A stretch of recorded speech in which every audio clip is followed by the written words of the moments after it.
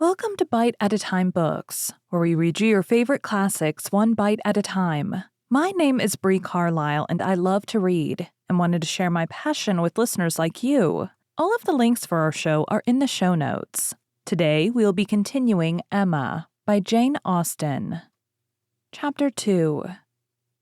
Jane Fairfax was an orphan, the only child of Mrs. Bates' youngest daughter. The marriage of Lieutenant Fairfax of the Regiment of Infantry and Miss Jane Bates had had its day of fame and pleasure, hope and interest, but nothing now remained of it save the melancholy remembrance of him dying in action abroad, of his widow sinking under consumption and grief soon afterwards.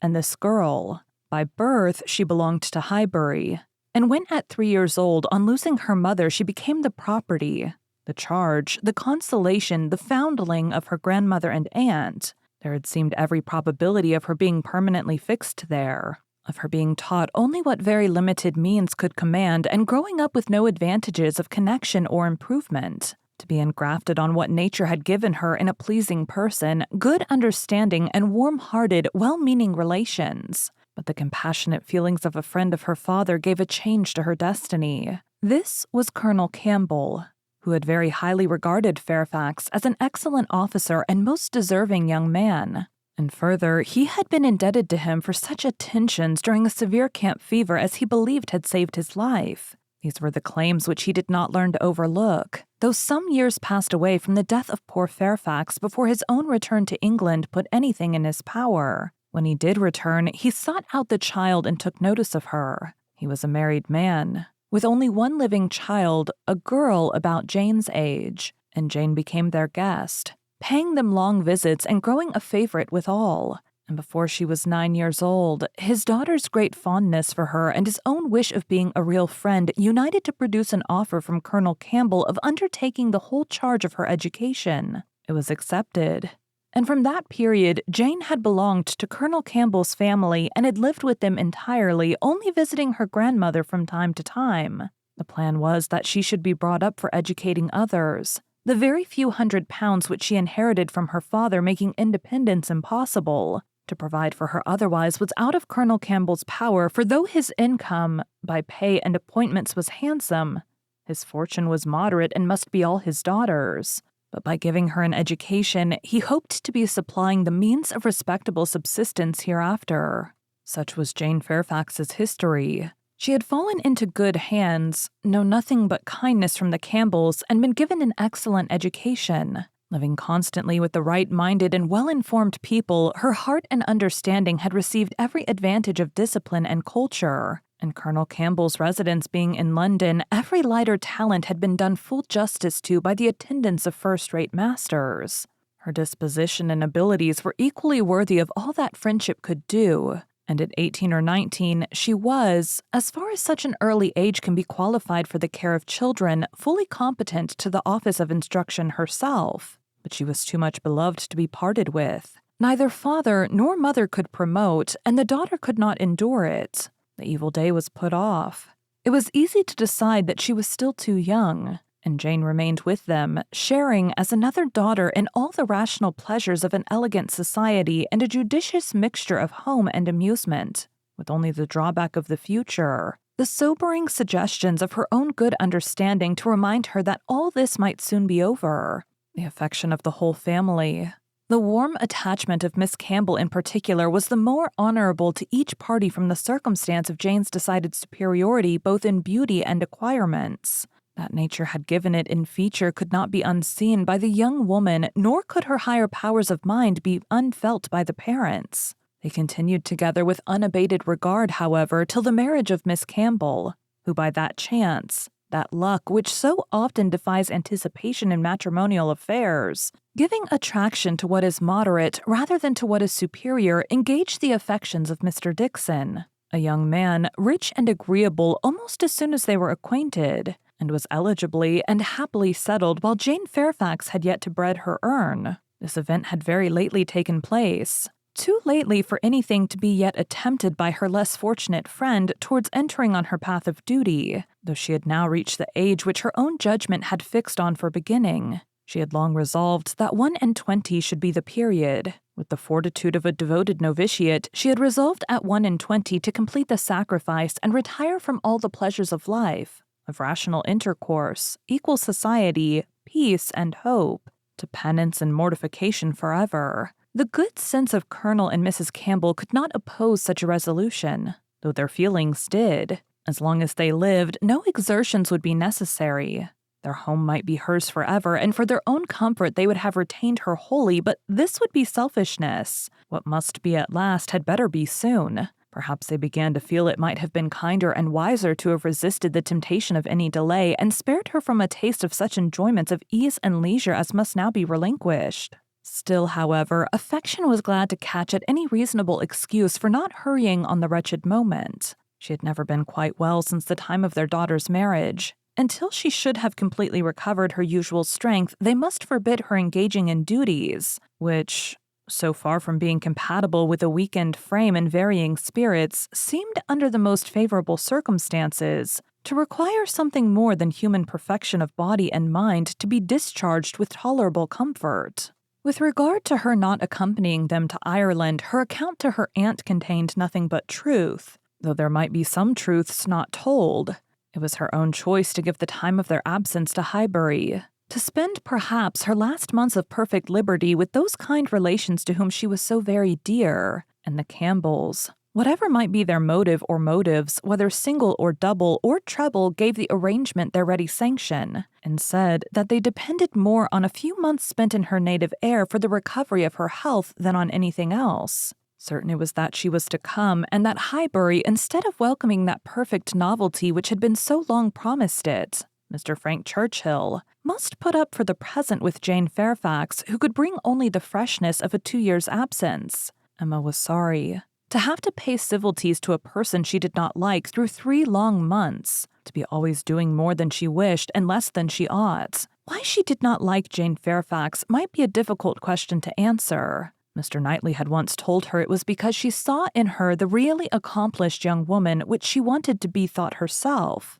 and though the accusation had been eagerly refuted at the time, there were moments of self-examination in which her conscience could not quite acquit her. But she could never get acquainted with her. She did not know how it was, but there was such coldness and reserve, such apparent indifference, whether she pleased or not, and then her aunt was such an eternal talker, and she was made such a fuss with by everybody, and it had been always imagined that they were to be so intimate. Because their ages were the same, everybody had supposed they must be so fond of each other. These were her reasons. She had no better. It was a dislike so little just. Every imputed fault was so magnified by fancy that she never saw Jane Fairfax the first time after any considerable absence, without feeling that she had injured her. And now, when the due visit was paid on her arrival after a 2 years' interval, she was particularly struck with the very appearance and manners, which for those 2 whole years she had been depreciating. Jane Fairfax was very elegant, remarkably elegant, and she had herself the highest value for elegance. Her height was pretty, just such as almost everybody would think tall, and nobody could think very tall. Her figure particularly graceful. Her size a most becoming medium between fat and thin, though a slight appearance of ill health seemed to point out the likeliest evil of the two. Emma could not but feel all this. And then her face, her features. There was more beauty in them altogether than she had remembered. It was not regular, but it was very pleasing beauty. Her eyes, a deep gray with dark eyelashes and eyebrows, had never been denied their praise. But the skin, which she had been used to cavil at as wanting color, had a clearness and delicacy which really needed no fuller bloom. It was a style of beauty of which elegance was the reigning character, and as such she must in honor by all her principles admire it. Elegance, which, whether of person or of mind, she saw so little in Highbury, there not to be vulgar was distinction and merit. In short, she sat, during the first visit, looking at Jane Fairfax with twofold complacency, the sense of pleasure and the sense of rendering justice, and was determined that she would dislike her no longer. When she took in her history, indeed her situation as well as her beauty, when she considered what all this elegance was destined to, what she was going to sink from, how she was going to live, it seemed impossible to feel anything but compassion and respect. especially if to every well-known particular entitling her to interest were added the highly probable circumstance of an attachment to Mr. Dixon, which she had so naturally started to herself. In that case, nothing could be more pitiable or more honorable than the sacrifices she had resolved on. Emma was very willing now to acquit her of having seduced Mr. Dixon's affections from his wife, or of anything mischievous which her imagination had suggested at first. If it were love, it might be simple, single, successless love on her side alone. She might have been unconsciously sucking in the sad poison while a sharer of his conversation with her friend. And from the best, the purest of motives, might now be denying herself this visit to Ireland, and resolving to divide herself effectually from him and his connections by soon beginning her career of laborious duty. Upon the whole, Emma left her with such softened, charitable feelings as made her look around in walking home, and lament that Highbury afforded no young man worthy of giving her independence, nobody that she could wish to scheme about for her. These were charming feelings, but not lasting. Before she had committed herself by any public profession of eternal friendship for Jane Fairfax, or done more towards a recantation of past prejudices and errors than saying to Mr. Knightley, "She certainly is handsome. She is better than handsome." Jane had spent an evening at Hartfield with her grandmother and aunt, and everything was relapsing much into its usual state. Former provocations reappeared. The aunt was as tiresome as ever. More tiresome because anxiety for her health was now added to admiration of her powers, and they had to listen to the description of exactly how little bread and butter she ate for breakfast and how small a slice of mutton for dinner, as well as to see exhibitions of her new caps and new work bags for her mother and herself. And Jane's offenses rose again. They had music.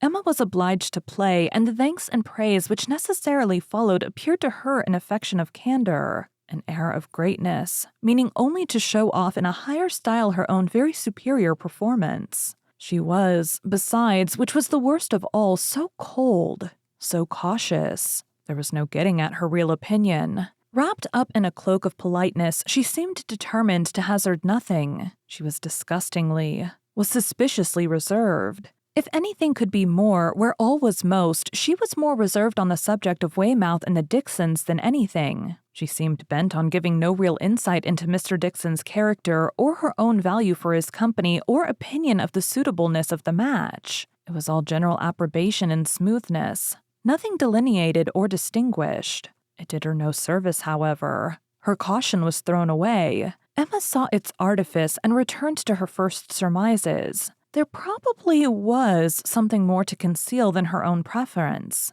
Mr. Dixon, perhaps, had been very near changing one friend for the other, or been fixed only to Miss Campbell for the sake of the future £12,000. The like reserve prevailed on other topics. She and Mr. Frank Churchill had been at Weymouth at the same time. It was known that they were a little acquainted, but not a syllable of real information could Emma procure as to what he truly was. Was he handsome? She believed he was reckoned a very fine young man. Was he agreeable? He was generally thought so. Did he appear a sensible young man? A young man of information? At a watering place or in a common London acquaintance, it was difficult to decide on such points. Manners were all that could be safely judged of under a much longer knowledge than they had yet had of Mr. Churchill. She believed everybody found his manners pleasing. Emma could not forgive her. Thank you for joining Bite at a Time Books today, while we read a bite of one of your favorite classics. All of the links for our show are in the show notes. We are part of the Bite at a Time Books Productions Network. If you ever wondered what inspired your favorite classic novelists to write their stories, what was happening in their lives or the world at the time, check out Bite at a Time Books, Behind the Story, Tuesdays wherever you listen to podcasts. Again, my name is Bree Carlile, and I hope you come back tomorrow while we take the next bite of Emma.